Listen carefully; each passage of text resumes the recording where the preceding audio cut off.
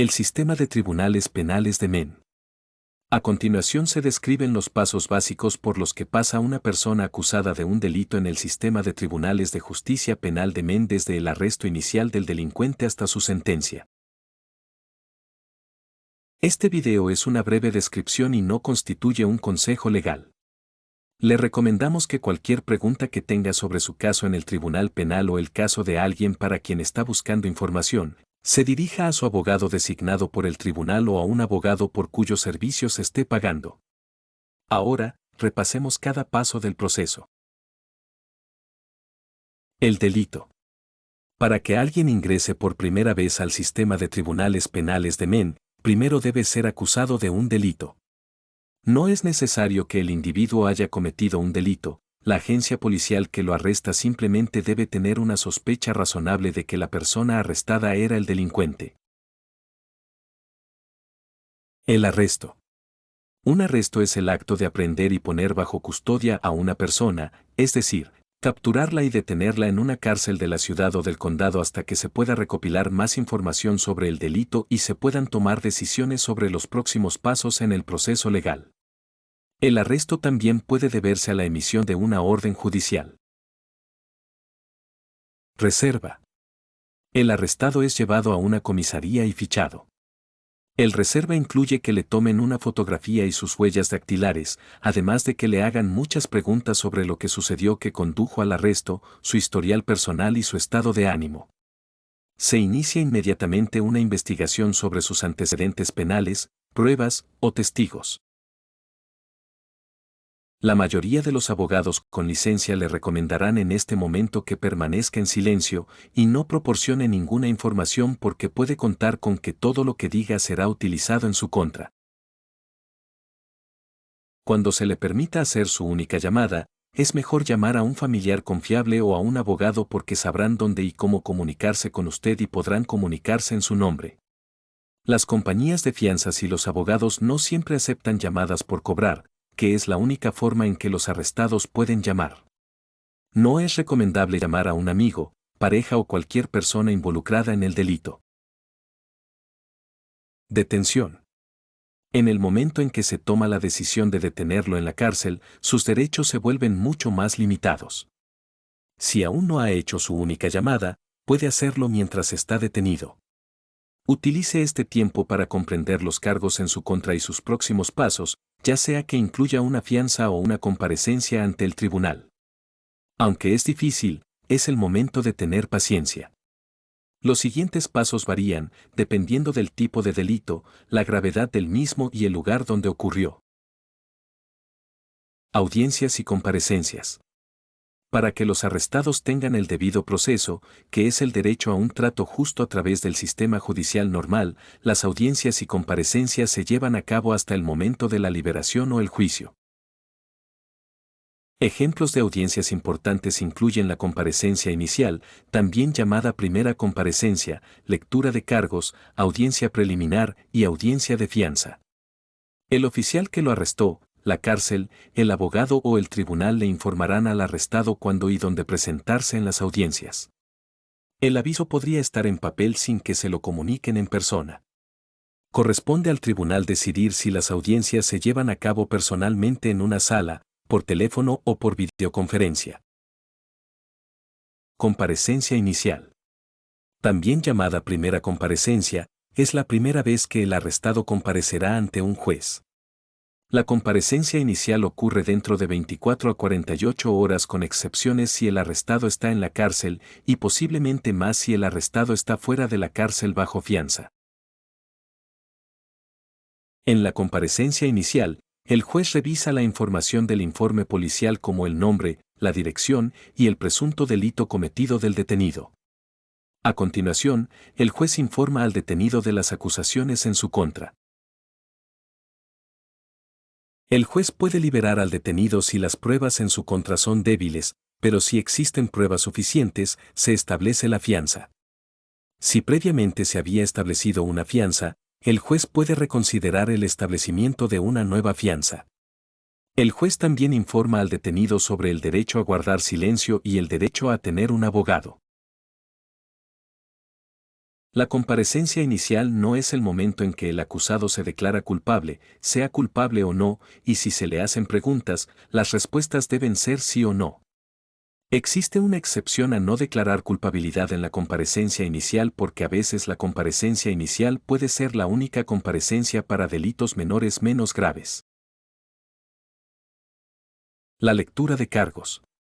La lectura de cargos puede ser una comparecencia inicial si es la primera vez que un acusado ve a un juez en su caso. Por lo general, también es la primera vez para los acusados que no fueron arrestados pero recibieron una citación o requerimiento.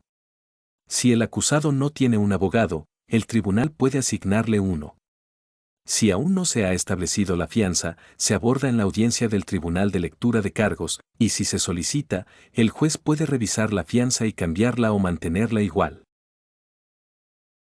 Algunos lectura de cargos son similares a una primera comparecencia cuando se presentan la fianza, los derechos y los alegatos.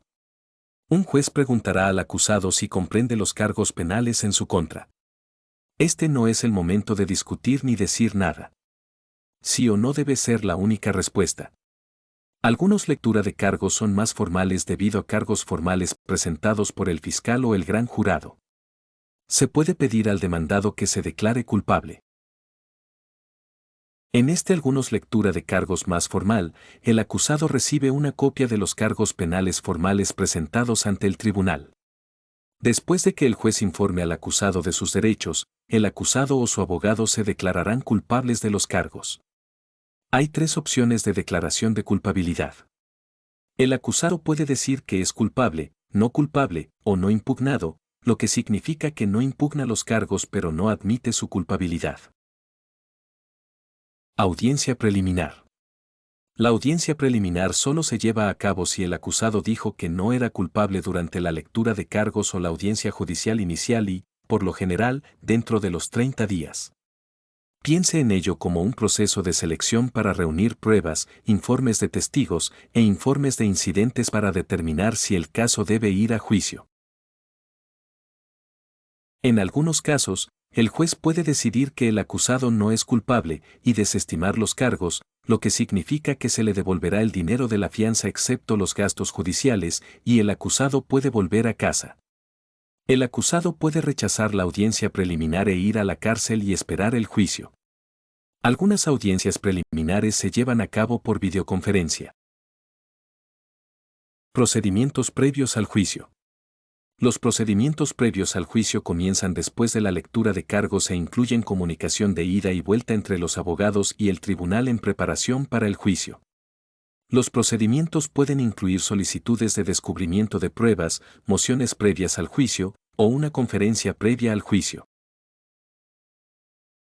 Descubrimiento es el proceso en el que ambas partes, la acusación y la defensa, recopilan información, entrevistan a testigos, solicitan registros, videos y analizan pruebas.